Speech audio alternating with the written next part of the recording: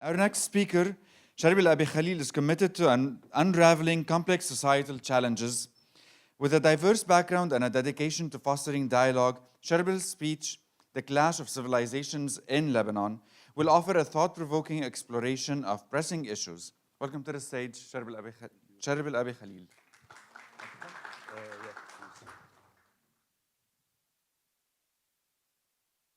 I have to begin with an apology because it's a bit early in the day, I would say, to talk about something so intense and a bit polarizing, to say the least. But to begin with, let me ask a question. Why do we go to war? Why does conflict happen? Why do states go to war? Why do states implode into civil war? Where do we find ourselves amidst all of this? Asking these questions and attempting to answer them in a place like the Middle East, in a country like Lebanon, and in a city like Beirut presents us with a challenge. And our answer to them should be based, or appears to be based, on worldviews, deeply divided and deeply entrenched worldviews. What do I mean by that? Worldviews, in the context of our discussion, and my discussion specifically, is an idea that sort of attempts to localize or isolate our understanding of a certain phenomenon, or in our case, the likelihood of conflict in a certain area, into a small set of variables, one or two maybe, like class differences, like ethnic differences, and so on. So, in our situation, let's think of it this way. Being reductionist in this way, whether it's class or ethnic, is a sort of segmented worldview. And what that does for us, and with the likes of the person who coined this term, Samuel Huntington, he decided and he sort of saw this as a clash of civilizations. Now let's look at his context. In 1993, he wrote an article in Foreign Affairs titled The Clash of Civilizations, which ended with a question mark. He then bloated it into a book, as Edward Said says, without a question mark. And what that led to, in the context of the post-Cold War system, was an understanding that the United States needs to look at its security system in terms of national security differently. And for someone like Huntington, they required a new enemy. So he saw that conflict was no longer economic or ideological, but it was based on culture. And I'm sure you've had a look at this text. And he sees that the future is divided into civilizations, and those civilizations are rooted in the culture of their host. And this is a very essentialistic worldview. What this means is that we fight, and why do we go to war, goes back to the root of our cultures. And for people who, I would say, in a place like AUB, we've heard about Edward Said, we've heard about Orientalism, we've heard about culture. We see how culture divides us, and I think we can look a bit further than that. And for context, let's look at his map. Now, to begin with, this is a very horrible map. This is how Huntington sees the world. This is how he saw the world in light of the post-Cold War system. He saw the West, from North America to Europe and Australia and some other fledgling areas, as in a conflict with majorly two civilizations, Confucian, by Confucian he means Chinese, and Islamic. So he replaced the Soviet boogeyman with an Islamic boogeyman, which for someone like the US and the policies that we see now, it's very much apparent. And obviously, since this talk is based on Lebanon, I'm sure we can all locate Lebanon on a map, maybe calling this region Islamic solely sort of removes the identity and the complex identity and history of everything behind it. It's very monolithic. And for someone like Huntington, who wanted to see things rooted in culture and rooted in diversity and in that sort, he sort of turns everything into a monolith. Because when you think of Islamic civilization, look at from where it stretches for Huntington. From North Africa to a huge portion of Africa, to the Middle East, to Central Asia, and even as far as Indonesia. He sees these areas as one and the same in their hatred for the West. And I don't think we can make such vast generalizations of more than, at this point in time, I think 2 billion people. And let alone the underlying differences of Sunni and Shia Islam and the many different sects in between. So let's assume that culture really was at the root of the conflict. We can refine his theory much more. We can look at beyond the monolith of Islam as a boogeyman and look at it within its different complexities. Now in Lebanon, we're familiar with this. We see the tapestry of diversity within Islam, within Christianity and everything. And we know how important identity is. So the person who actually coined the term Clash of Civilizations wasn't Huntington. It was Bernard Lewis. And Bernard Lewis, in an essay titled The Roots of Muslim Rage, crazy, had this to say. And I'm only going to focus on a small portion of that text. It should by now be clear that we are facing a mood and movement in Islam far transcending the level of issues and policies and the governments that pursue them. This is no less than a clash of civilizations. Perhaps irrational, but surely historic receptions of an ancient rival against our, and when Edward Said talked about this, he said, when you hear the term our, this is when you head for the door. Because it's an attempt to say us and them. We are fighting them. This is our Judeo-Christian heritage. And it's crazy to think about, and even more crazy because Bernard Lewis is a scholar of Islam. He's one of the key Orientalists who we look at when we study these things. And he wants to express that Islam is not only for the West, but for the entire world, an inevitable enemy. And this is supremely essentialist and Orientalist, to say the least. And if we were to move a bit further and analyze this from the perspective of the West, in light of Huntington's essay, Huntington wrote in 1993. He saw a clash of civilizations, and what happened in 2001, 9/11. So he was seen as a prophet. For the American political establishment, he was seen as a prophet. He predicted the clash of civilizations, and that's really when his ideas became quite famous. And among scholars, the ideas are not necessarily taken that seriously at this point in time. If we are to talk about it, Samuel Huntington is seen as essentialist. He's seen as someone who wanted to paint a new enemy for the American security establishment, for the Pentagon, to provide new security jobs, and to provide, most importantly, a new boogeyman to look at beyond the Soviet Union. Okay, back to the context of our talk, Lebanon. Why do we go to war? Why do people in Lebanon have such deep divisions? And I think the best place to start would be a sort of personal story. And this is something we'll get back to in a moment. This is my hometown, it's Khalil. I think it's very recognizable to people from Lebanon who are looking at this talk. It's a small village on the western slopes of Mount Lebanon, overlooking Beirut, overlooking the Mediterranean, 15 minutes from Beirut. It's a beautiful town, and I was born and raised there. As you can see, the difficult bend is not very fun to drive on, especially if you're a very large truck.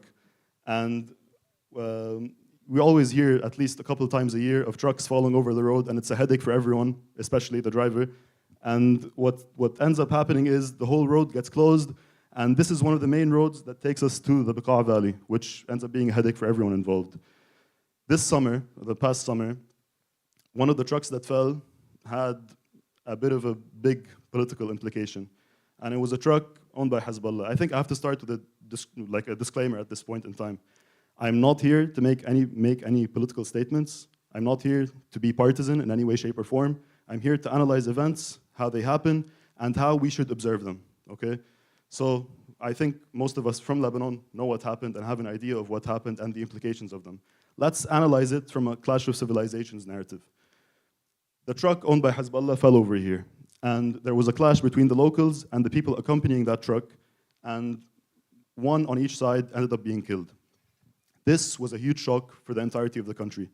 At that point in time, I was in a different part of the country, pretty far from my hometown, but I had friends and family from all over the country calling me to check on me to see what happened, and all of whom, I have to make a disclaimer again, are from different sects. Especially here at AUB, I think I don't even have to make that disclaimer because it's a very diverse society and we see everyone from everywhere in Lebanon and beyond.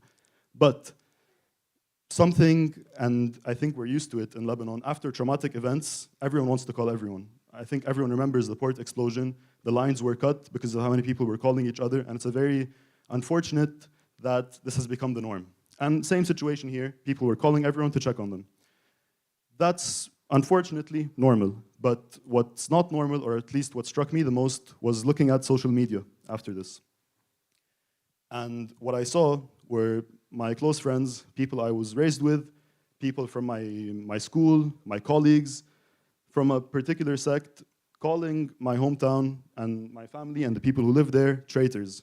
They were calling them enemies. They were calling them foreign adversaries. And this was shocking to me. I was raised with these people. I was born and bred with them. We studied in the same schools. We watched the same movies. We had dinner together. And this is difficult to take in. And I think we can all point to different events in Lebanon's recent and older history that have divided us in such a way. And the key is not analyzing them in light of how to avoid conflict, but analyzing them in a way that provides a platform for dialogue. Now, I think this is a very symbolic area if you know anything about Lebanon. And if we go back 50 years before that, this is on the inside of the bend, there was a clash there as well. It was 1970. It was a clash between the locals and the Palestinian militants at the time who were returning from a funeral procession. And this was in 1970. 5 years later, we all know the civil war started. So it's somewhat prophetic. And the question is, do we see this as a clash of civilizations, or do we see it as a clash of politics or interests? Did the people fight over there because they were Christian or Muslim, or did they fight for different reasons? My belief is that politics reigns supreme. But let me pose a question here and sort of take a sample from the audience. I'm going to present two ways of thought when we face conflict, okay? So let's pretend we're at war, we're a certain faction, and we're fighting another faction, okay? I'm going to ask you. And I'm going to present a speech that's sort of going to excite you to go to war, let's say. And I want you to tell me which one is more exciting.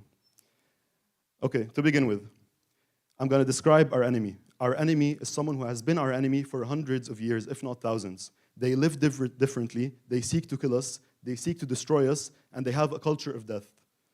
And if we do not do anything about it, we will be destroyed and we will disappear off the face of our homeland.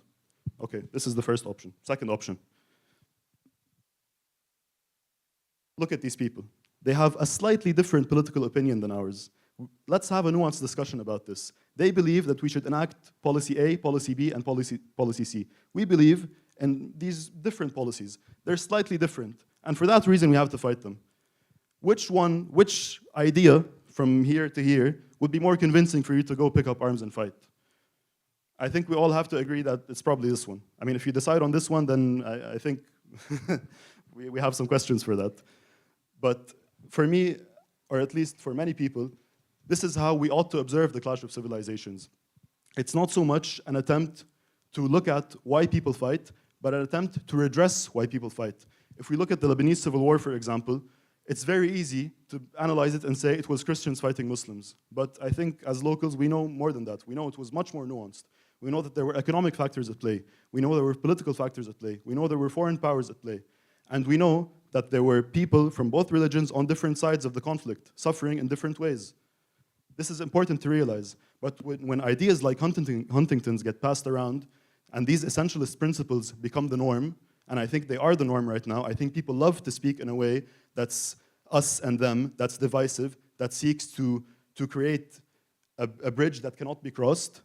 I think when we reach this point, the clash of civilizations is inevitable. So what Huntington presents is an ultimate destiny, a destiny that we cannot avoid. I disagree. I think we have much more agency than that. I think that in a country as diverse as this, and this is sort of the equivalent of Huntington's map of civilizations, except these are religions in Lebanon, okay? I think we have agency. I think we can decide whether, as a group, Christians can say, oh, these are our eternal enemies, or Muslims can say the opposite. I think we are strong, and I think we can think in this particular way. But what Huntington tries to present is that you, as a Christian, for example, have a particular viewpoint on your relationship with God, on your relationship with society, on your relationship with government, and that results in an inevitable clash with the Muslim who has their own views on God, their own views on society, their own views on government, and inevitably, they end up clashing. I think this is a very deterministic viewpoint, and I think it's quite difficult to immerse yourself and employ that logic when we look at diverse communities in Lebanon, especially in the microcosm of AUB, which has and always will be, God willing, a picture of Lebanon in its diversity.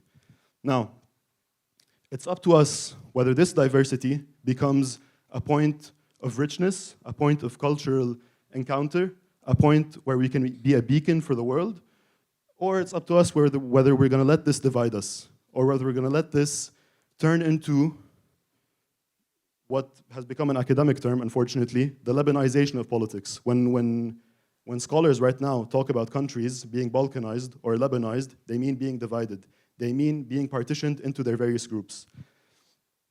Now, I think we've gotten very used to the idea of diversity being a beacon or a value of the West in general at the moment, But I think if we go a bit further in history and look at states like the Ottoman Empire, now there are a lot of myths about the Ottoman Empire, but what we can say for sure is that it was certainly a diverse empire with different ethnicities, different religions, and they maintained that diversity far more than the homogeneous Western societies, who, after centuries of religious war, ended up expelling certain groups from their states. This is why you have a predominantly Catholic France, and you have a predominantly Protestant, or at least Anglican in their national separate way, England. And that's why you have a huge exodus of Protestants from, at least in the centuries past, from Europe to North America. This divisiveness had a solution back then, and the solution was to expel the other.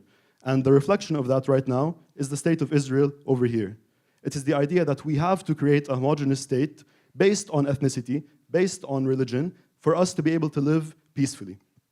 Now, heterogeneity or pluralism in a society causes conflict. And it doesn't cause conflict because of these differences that I mentioned. They cause conflict because these ideas are politicized. Because people like Huntington, and I guess in the context of Lebanon, sectarian leaders want to create this sort of division, where in fact there's much more in common. And what happens in reality when people speak in these magnanimous terms, in terms of us and them, in terms of our culture and their culture, in terms of how these cultures cannot be bridged, this only ends up empowering those voices, instead of voices that aspire for dialogue and voices that aspire for resolution. And in sum, what we can take away from this is that the clash of civilizations is a pretty bad theory.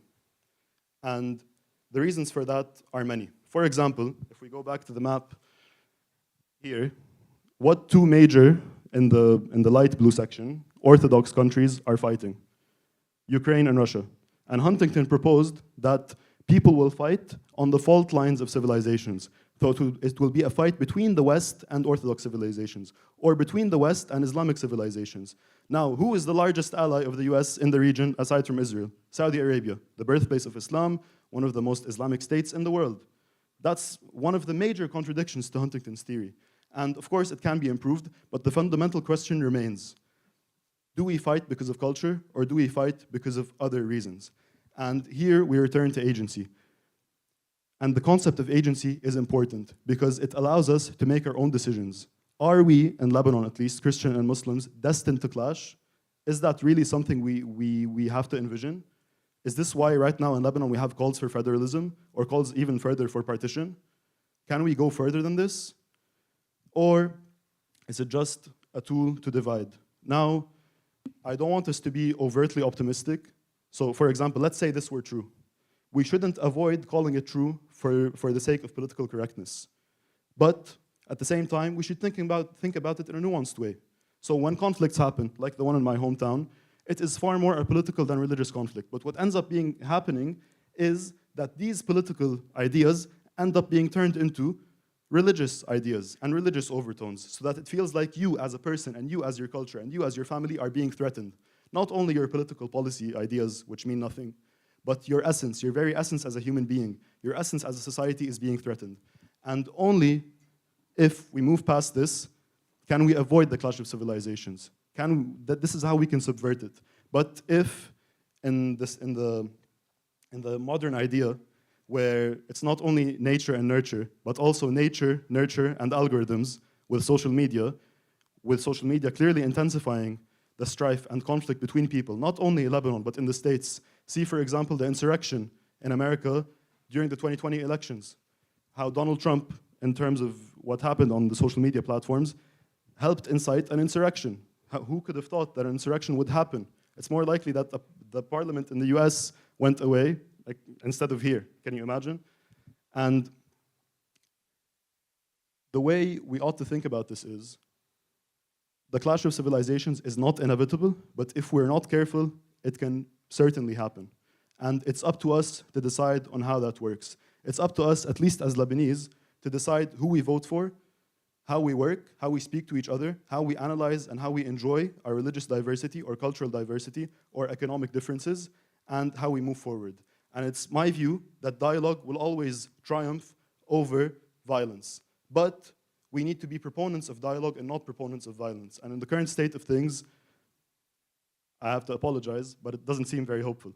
And I say for everyone, at least here in this room, and anyone who may listen to this in the future, that don't denigrate or don't set away your agency within this particular issue, and make sure that you enact your will, you enact your voice, you make sure your voice is heard, you make sure that you enshrine dialogue, you enshrine the idea of tolerance and diversity, and you enshrine the idea, most importantly, of democracy. And democracy not in the populist sense, where the most popular ideas become the most divisive ideas, but democracy in the sense that seeks after unity, and seeks after policy initiatives and policy ideas that bridge divisions rather than essentialize them or crystallize them. Thank you.